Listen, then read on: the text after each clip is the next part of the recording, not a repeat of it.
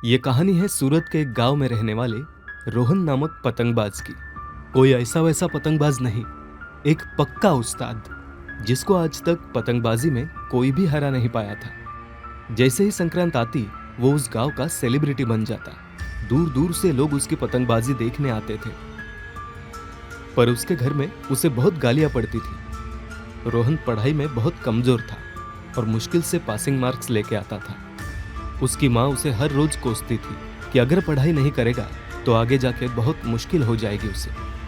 और उस पे वो एक ही डायलॉग मारता, मुझे पढ़ाई लिखाई की ज़रूरत नहीं, मेरा पतंगबाजी ही मुझे इस छोटे से गांव से निकल के दुनिया में मशहूर करेगा। पर उसे क्या पता था कि एक दिन यही पतंगबाजी उसके लिए काल बनकर आएगी।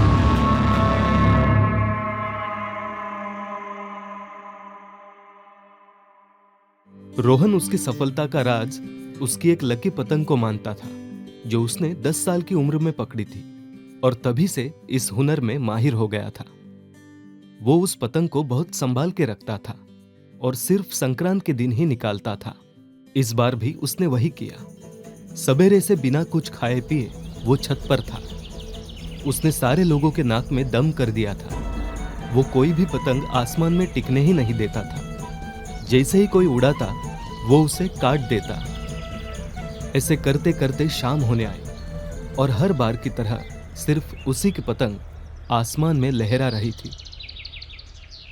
जैसे ही सूरज ढलने आया उसने भी पतंग उतारना शुरू कर दिया।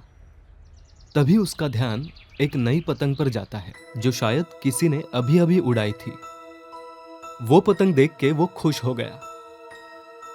एक और पतंग काटने के लालच में वो उसकी लकी पतंग वापस उड़ाता है और जल्दी जल्दी उसकी ढील बढ़ाने लगता है, जिससे वो दूसरी पतंग के पास पहुंच जाए। पर तभी उस जल्दबाजी में उसकी पतंग का मांझा उसकी पैरों में अटक के टूट जाता है और पतंग की डोर उसके हाथ से छूट जाती है। रोहन सकते में आ जाता है। नहीं नहीं नहीं नहीं। वो बिना कुछ सोचे उसके पतंग के पीछे भागता है। उसके दोस्त भी उसके पीछे पीछे जाते हैं। रोहन उस पतंग को किसी भी हालत में गंवाना नहीं चाहता था। नहीं नहीं नहीं। शाम के वक्त हवा ने भी जोर पकड़ लिया था, जिस वजह से वो पतंग लहराते हुए बहुत दूर चली जाती है। उसके दोस्त उसे रोकने के लिए बहुत मिन्नतें करते हैं, पर वो किसी की नहीं सुनता। वो सब दौड़ते दौड़ते गांव की बॉर्डर तक पहुंच जाते हैं। तभी रोहन का ध्यान एक खंडर की तरफ जाता है। उसकी पतंग उस खंडर के दूसरे माले पर लटकी हुई देख रोहन राहत की सांस लेता है। रोहन खंडर में जाने के लिए आगे बढ़ता है। तभी उसका एक दोस्त उसे रोकता है और खंडर में जाने के लिए मना करता है। वो उसे बताता है कि गांव वालों ने इस खंडर में किसी भी व्यक्ति को जाने से मना किया है। रोहन अचंभे से उसके दोस्त की तरफ देखता है, इस सोच में कि ऐसा क्यों कहा है उन्होंने। तो उसका दोस्त उसे बताता है कि गांव वालों का मानना था कि इस खंडर में कुछ बहुत ही रहस्यमय डरावनी ताकत है। 40 साल पहले एक चरवाहा लड़का और उसकी छोटी बहन उनकी बकरियां चरवाने इस खंडर में गए थे, पर सिर्फ उसकी बहन ही वापस लौट पाई और उस लड़के का क्या हुआ वो आज तक किसी को पता नहीं चला। रोहन के पूछने पर कि उसकी बहन ने कुछ क्यों नहीं बताया, तो उसका दोस्त उसे बताता है उसकी बहन बोलने के लायक बचे ही नहीं थी। उसके मुंह से जुबान ही गायब थी, जैसे किसी ने पूरी की पूरी जुबान पिघला दी हो। रोहन ने सुन के थोड़ा घबरा जाता है, पर जैसे ही वो उसकी पतंग को देखता है उसे उसकी माँ को कहे हुए शब्द याद आते हैं कि एक दिन यही पतंगबाजी उसे दुनिया में मशहूर कर देगी। और वो उसके दोस्त के बताए किस्से को मनगढ़ंत कहानी बोल के उसी खंडर की तरफ बढ़ता है। उसके दोस्त उसे रोकने की बहुत कोशिश करते हैं, पर वो किसी की नहीं सुनता। रोहन डरते हुए खंडर में प्रवेश करता है, पर जैसे ही वो अंदर पहुंचता है उसका चेहरा खिल जाता है। वो देखता है सारे खंडर में बहुत सारी पतंग लटकी हुई थी। शायद इतने सालों में यहाँ भूत के डर से कोई आया ही नहीं था। रोहन एक एक करके सारी पतंग जमा करने लगता है और सोचता है कि गांव वाले बेवकूफ थे कि किसी भी बात पर विश्वास कर लेते हैं। तभी उसको उसकी लकी पतंग दिखती है। वो सब छोड़ छाड़ के उसकी पतंग की तरफ भागता है। वो पतंग के पास पहुंचने ही वाला था कि अचानक उसे एहसास होता है कि उसके पतंग के पीछे अंधेरे में दो आंखें थी जो उसे ही घूर रही थी। वो डर के मारे ठंडा पड़ जाता है। तभी उस अंधेरे से आवाज आती है, क्यों रुक गए?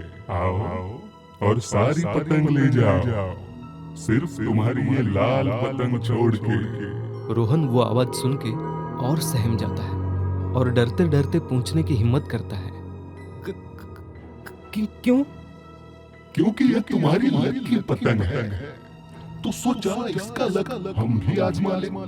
और वो डरावनी परछाई अंधेरे से बाहर आती है। वो एक वेताल था और उसके चेहरे पर एक अजीब मुस्कुराहट थी।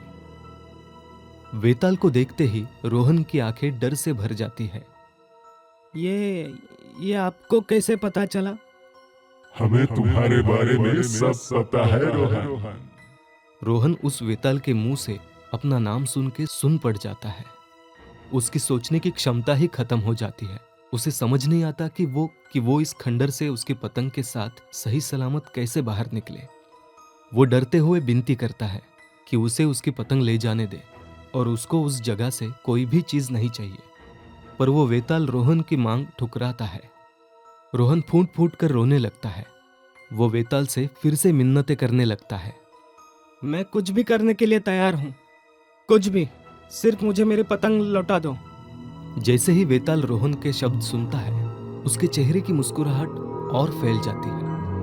कुछ भी? वेताल 2 सेकंड रुक के सोचता है। ठीक है, हम तुम्हें एक नहीं 3 मौके देते। हम तुमसे 3 सवाल पूछेंगे और अगर तुमने एक का भी सही जवाब दिया तो हम तुम्हें इस पतंग के साथ जाने देंगे। पर अगर तुम नाकाम रहे तो तुम्हारा भी हश्र वही होगा जो तुम्हारे पतंग का होने वाला है। रोहन बिना कुछ सोचे झट से सवालों के लिए राजी हो जाता है। हाँ, मैं तैयार हूँ। एक बार फिर से सोच लो, अभी तुम्हारे पास 2 रास्ते हैं। पहला, 3 में से कोई भी एक सवाल का सही जवाब दो और तुम्हारी पतंग ले जाओ। और दूसरा, तुम यहाँ से सही सलामत जा सकते हो पर तुम्हारी पतंग यही रहेगी। नहीं, मैं बिना अपने पतंग के नहीं जा सकता। इस पतंग के बिना मैं कुछ भी नहीं हूँ। मैं पहला रास्ता चुनूंगा। ठीक है, तुमने तुम्हारा नसीब चुन लिया, तो याद रखना, अब यहाँ से जो भी होगा वो तुम्हारी मर्जी थी। वेताल को पता होता है कि अगले महीने से उसकी 10वीं कक्षा की परीक्षा है और वो पढ़ाई में काफी कमजोर है। अगले महीने से तुम्हारी 10वीं की परीक्षा है, तो चलो तुम्हारी इतिहास की पढ़ाई थोड़ी टटोल ले। रोहन पढ़ाई के बारे में सुन के वही सुन पड़ जाता है। उसने उसके एग्जाम की कुछ भी पढ़ाई नहीं की थी। उसको पसीने छूटने लगते हैं। तो पहला सवाल, 1945 में हुए दूसरे महायुद्ध में भारत का प्रधानमंत्री कौन था? रोहन राहत की सांस लेता है। उसको इसका जवाब पता होता है। वो झट से जवाब दे देता है, पंडित जवाहरलाल नेहरू। वेताल उसका जवाब सुन के जोर जोर से हंसने लगता है और अचानक वो कूद के 2 फीट आगे आ जाता है। गलत जवाब। 1945 में तो भारत आजाद ही नहीं हुआ था, उस पर अंग्रेजों का शासन था। रोहन के चेहरे की हवाइयां उड़ जाती है। वेताल उसे दूसरा सवाल पूछता है। चलो दूसरे सवाल की तरफ बढ़ते हैं। भारत में ऐसा कौन सा राज्य है जिसकी 2 राजधानियां हैं? रोहन के पसीने छूटने लगते हैं। वो अब पतंग के बारे में कम, खुद के बारे में ज्यादा सोचने लगता है। वो डरते डरते जवाब देता है, महाराष्ट्र। वेताल और जोर से हंसने लगता है और कूद के 2 फीट और आगे आ जाता है। फिर से गलत जवाब। सही जवाब है हिमाचल प्रदेश। अब रोहन को पतंग की कोई चिंता नहीं रहती। उसे सिर्फ उसकी जान की फिक्र होती है। वो वेताल को पतंग देने के लिए राजी हो जाता है। आप पतंग रख लीजिए, मैं आपने दिया हुआ दूसरा रास्ता चुनता हूँ।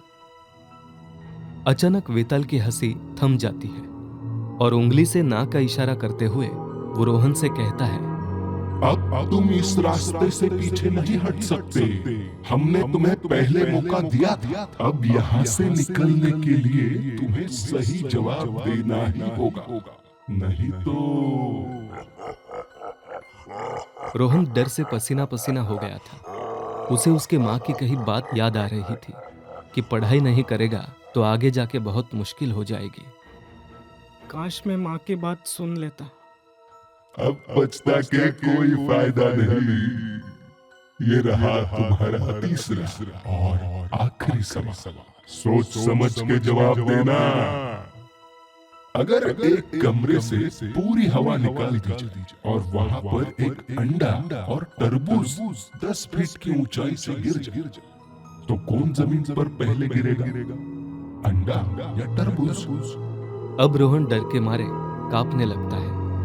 वो भागने के लिए रास्ता ढूंढने लगता है। तभी वेताल आवाज लगाता है, भागने के लिए सोचना भी मत। हम तुम्हारा पीछा तुम्हारे घर तक कर सकते हैं। रोहन के पास जवाब देने के अलावा और कोई रास्ता नहीं बचता।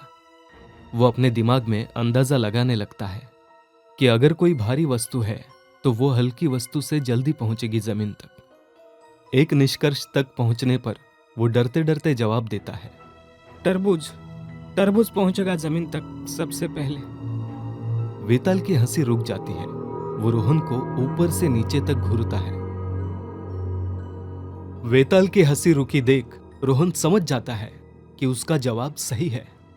वो एक राहत की लंबी सांस लेता है और जब वो अपने आंखें खोल के देखता है तो वेताल उसके एकदम पास खड़ा था और उसके चेहरे पर वही डरावनी मुस्कान थी और वो धीरे से फुसफुसाता है, ये भी गलत जवाब है। आंखें खुलते ही वो देखता है कि वो उस खंडर में नहीं बल्कि अपने घर में था। उसे एहसास होता है कि वो एक डरावना सपना देख रहा था। तभी अंदर से उसकी माँ की आवाज आती है, क्या हुआ? कुछ नहीं माँ, एक डरावना सपना देखा। आज के दिन इतने लेट कैसे उठे? आज तो मकर संक्रांत है, तुम्हारा सबसे पसंदीदा दिन। रोहन जल्दी से उसकी अलमारी खोलता है तो वो लकी पतंग वही रखी होती है। उसके जान में जान आती है। वो पतंग लेके जल्दी से छत की तरफ जाता है। जैसे ही वो छत का दरवाजा खोलता है उसकी आंखें फटी की फटी रह जाती हैं। वो देखता है बाहर सिर्फ अंधेरा था। उसे बाहर की कोई भी चीज नहीं दिखती, जैसे कि पूरी दुनिया को अंधेरे ने निगल लिया हो। माँ माँ, हम कहाँ हैं? अब उड़ाते रहो अनंत काल तक तुम्हारी लकी पतंग।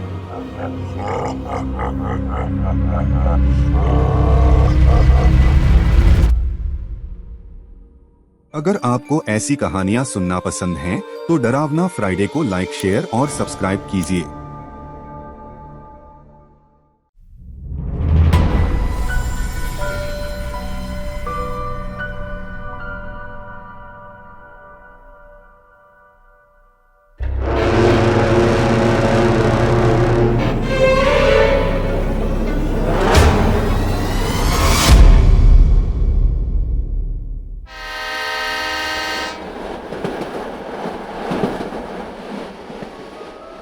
आदित्य, एक 12 साल का लड़का, अपने परिवार के साथ दिवाली की छुट्टियों के लिए अपने गांव जा रहा था और अपने कजिन से मिलने के लिए बहुत एक्साइटेड था।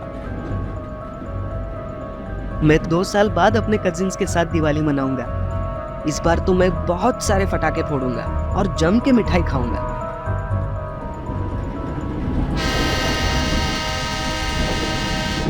अचानक ट्रेन के सायरन की आवाज से आदित्य की नींद खुल जाती है।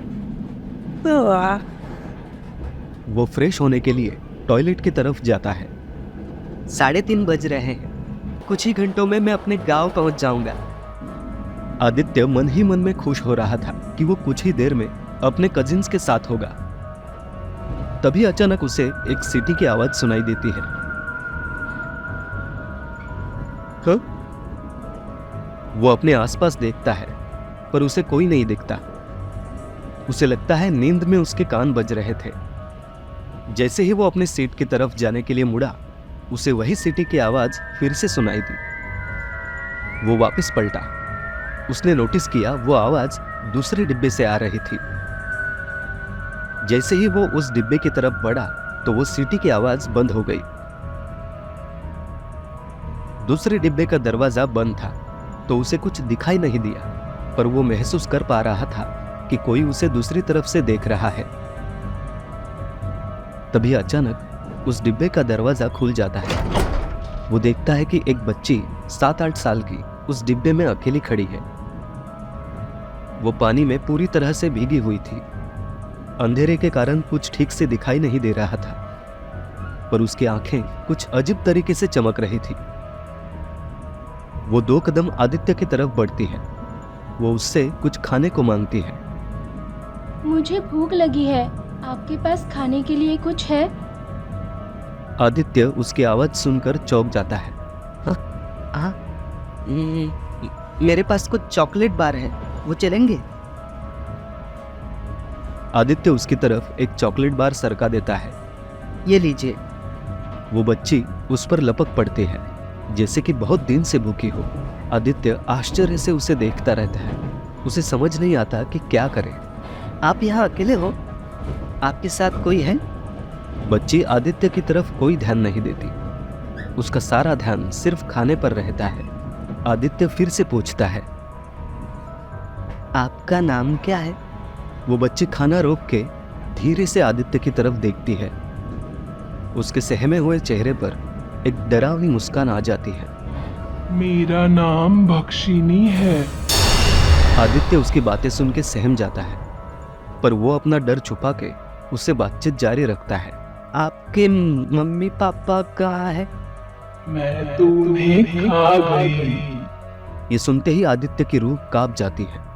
वो चारों ओर देखता है, लेकिन उसे कोई नजर नहीं आता। उस डिब्बे में उन दोनों के अलावा और कोई भी नहीं था। आप इस ट्रेन में कैसे आए? मैं तो यही रहती हूँ। ये ट्रेन ही मेरा घर है। आदित्य का डर और गहरा हो जाता है। वो समझ जाता है कि कुछ भयानक होने वाला है यहाँ पर। वो बचने के लिए दरवाजे की ओर मुड़ता है, लेकिन उसे एहसास होता है कि दरवाजे उसके पहुंच के बाहर हैं। आप मुझे डरा क्यों रहे हो? आदित्य का दिल जोरों से धड़कने लगा। वो डिब्बे से भागने की कोशिश करता है, लेकिन बच्ची उसका रास्ता रोक लेती है। आप कौन हो? तुम्हें मेरा नाम नहीं पूछना चाहिए था। जो भी मेरा नाम जान जाता है वो जिंदा नहीं रहता। और देखते ही देखते वो बच्ची एक भयानक चुड़ैल में बदल जाती है। आदित्य डर से वहीं जम जाता है। वो चिल्लाने की कोशिश करता है, पर उसके गले से कोई आवाज नहीं निकलती।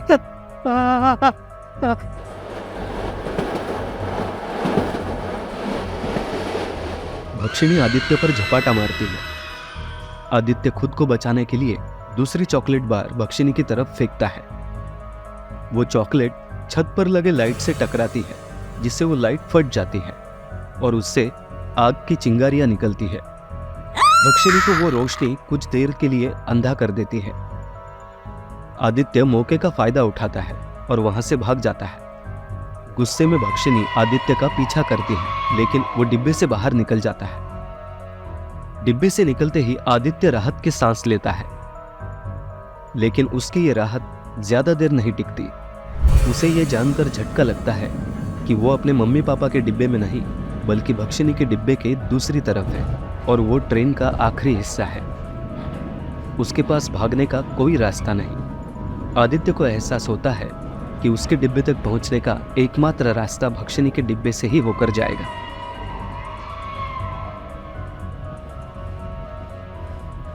मुझे वापस अपने मम्मी पापा के पास जाना होगा, पर कैसे? ट्रेन बहुत तेज चल रही है, मैं इस ट्रेन से उतर भी नहीं सकता। खुद को बचाने के लिए बेताब वो चारों ओर रास्ते के लिए देखता है, लेकिन उसे कोई सेफ एग्जिट नहीं मिलता। इसी बीच अचानक उसकी नजर कोने में रखे एक शराब की बोतल और लाइटर पर जाती है। आदित्य को याद आता है कि भक्षिणी आग बर्दाश्त नहीं कर सकती, तो वो उस बोतल, रुमाल और लाइटर की मदद से एक जलता टॉर्च बना लेता है। फिर वो हिम्मत करके वापस भक्षिणी के डिब्बे में प्रवेश करता है। उसको कहीं भक्षिणी दिखाई नहीं देती, तो उसे लगता है शायद वो चली गई हो। आदित्य सावधानी से आगे बढ़ता है। तभी अचानक भक्षिणी उसकी तरफ चीखती हुई दौड़ती है। आदित्य तुरंत जलती हुई बोतल भक्षिनी की तरफ करता है, जो देख के भक्षिनी चिल्लाते हुए पीछे हट जाती है। आग! मुझे आग से नफरत है। मुझे जाने दो वरना मैं तुझे जला दूंगा। भक्षिनी को पीछे हटे देख आदित्य तुरंत उसके डिब्बे की तरफ भागता है। तभी एकदम से ट्रेन का ब्रेक लगता है और आदित्य का बैलेंस बिगड़ने से वो गिर जाता है और उसके हाथ से वो जलता टॉर्च छटक के दूर चला जाता है। तभी भक्षिनी आदित्य का पाँव पकड़ लेती है और उसे भागने नहीं देती। आदित्य टॉर्च तक पहुंचने की बहुत कोशिश करता है लेकिन पहुंच नहीं पाता। धीरे धीरे भक्षिनी आदित्य को अपनी ओर खींचती है। आदित्य को यह एहसास हो जाता है कि वो अगर अभी निकल नहीं पाया तो कभी निकल नहीं पाएगा। वो एक आखिरी बार पूरी ताकत लगाता है और टॉर्च तक पहुंच जाता है। वो जल्दी से टॉर्च को भक्षिनी की तरफ फेंकता है, जिससे भक्षिनी जल उठती है। चल रहा है। जैसे ही भक्षिनी आदित्य का पैर छोड़ती है, वो भाग के छलांग लगाता है और अपने डिब्बे में आकर गिरता है। भक्षिनी जलती हुई आदित्य की तरफ दौड़ती है। आदित्य डर के मारे अपनी आंखें बंद कर लेता है। तभी अचानक आदित्य को उसके मम्मी पापा की आवाज सुनाई देती है। बेटा तुम कहाँ चले गए थे? टीसी को ट्रेन रुकवानी पड़ी। हमने तो इस तरफ देखा था लेकिन तुम नहीं दिखे।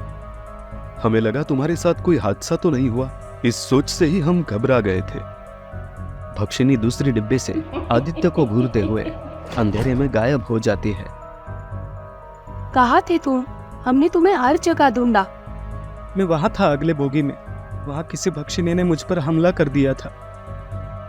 सभी लोग अचंभे से एक दूसरे की तरफ देखते हैं। बेटा हमारा कंपार्टमेंट तो सबसे आखिरी डिब्बा है, इसके बाद तो कोई भी बोगी नहीं है। इस खुलासे से हैरान आदित्य फिर से देखता है, पर इस बार उसे दूसरी तरफ कोई डिब्बा नहीं दिखता। लेकिन मैं वही था मम्मी पापा, मैं पूरी रात वही था। सहमा हुआ आदित्य ट्रेन से उतरने के बाद भी रात के डरावने वाकये के बारे में ही सोच रहा था कि वो कोई सपना था या हकीकत। जब उसे अचानक वही सीटी वापस सुनाई देती है, वो ट्रेन की ओर मुड़ता है और देखता है कि वही दो लाल आंखें उसे घूर रही हैं।